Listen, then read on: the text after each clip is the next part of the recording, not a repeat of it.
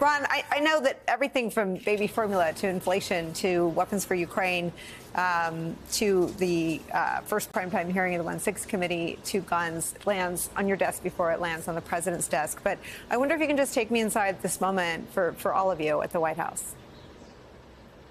Yeah, Nicole, I mean, obviously, as you said, the agenda is full and complete, a lot going on.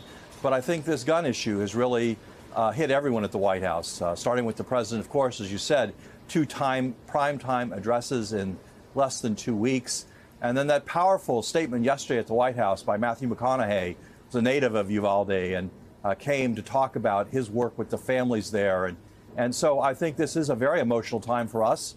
The president's encouraged by the progress being made on Capitol Hill. He got a briefing yesterday from Senator Chris Murphy here at the White House.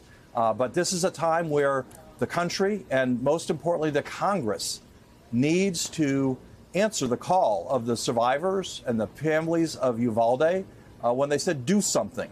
And that's what the president wants to see happen now. You know, the president, I know at the beginning of his term, carried around a card with the COVID deaths on it, and I think still has those numbers. Does he keep statistics on this soaring toll of gun violence deaths in America?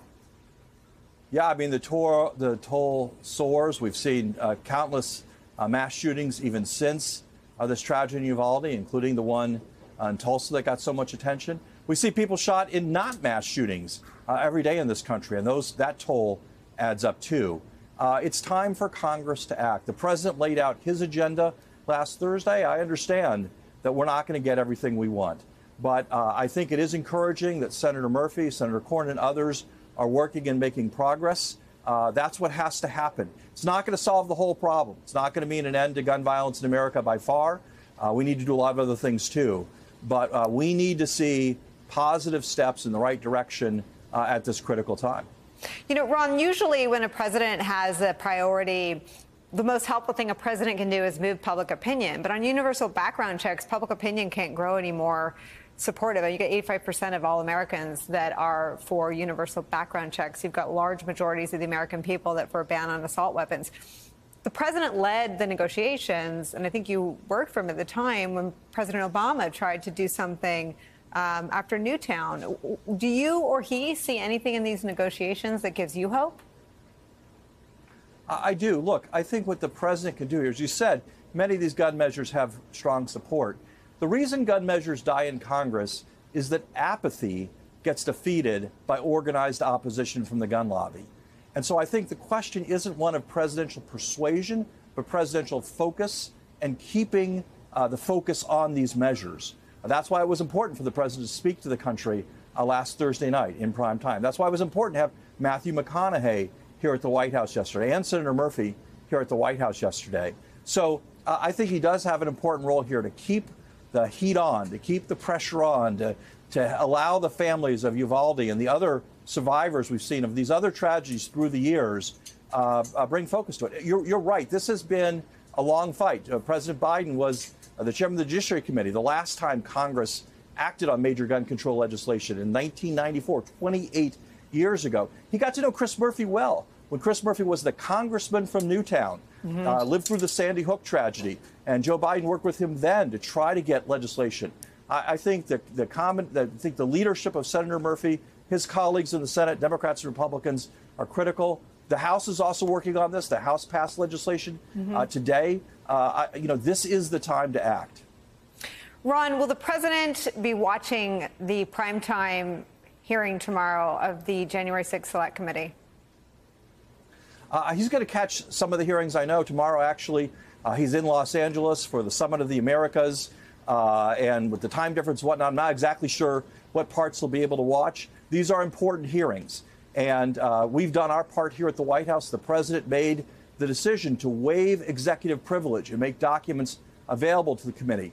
He believes in executive privilege generally, but there is no executive privilege to overthrow the government of the United States. There is no executive privilege to protect plans on an insurrection.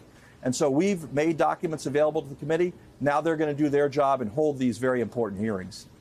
Does the president have thoughts about whether Mike Pence should avail himself to a bipartisan congressional committee and other former officials who've served at the highest levels of the U.S. government?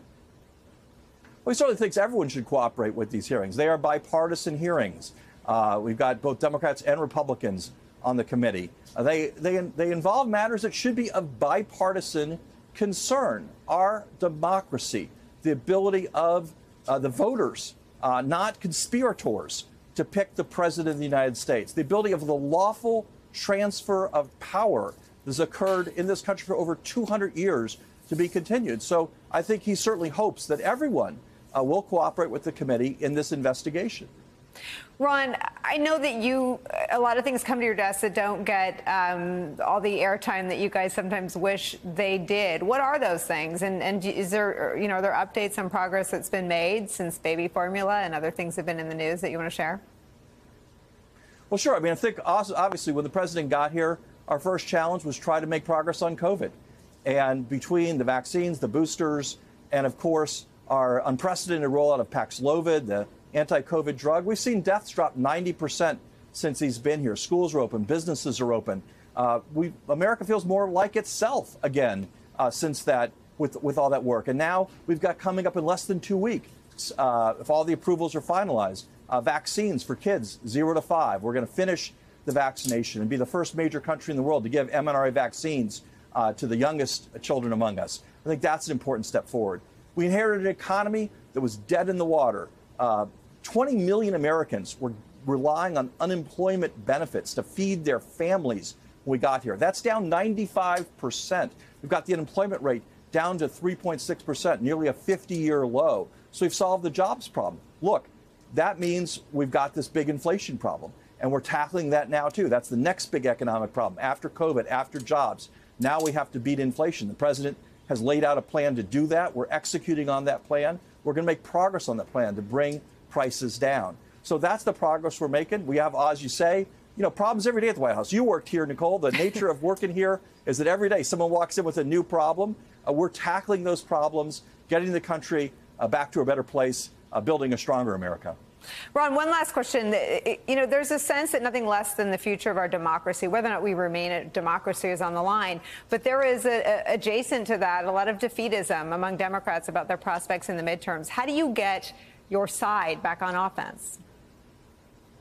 Well, I'm here on the White House grounds. I'm not going to violate the Hatch Act and give campaign advice to the Democratic Party from this space this time. But what I will say is I think we have delivered on a lot of these key promises on fighting COVID, on getting jobs going. We have more work to do. But what I will say also is that elections are a choice.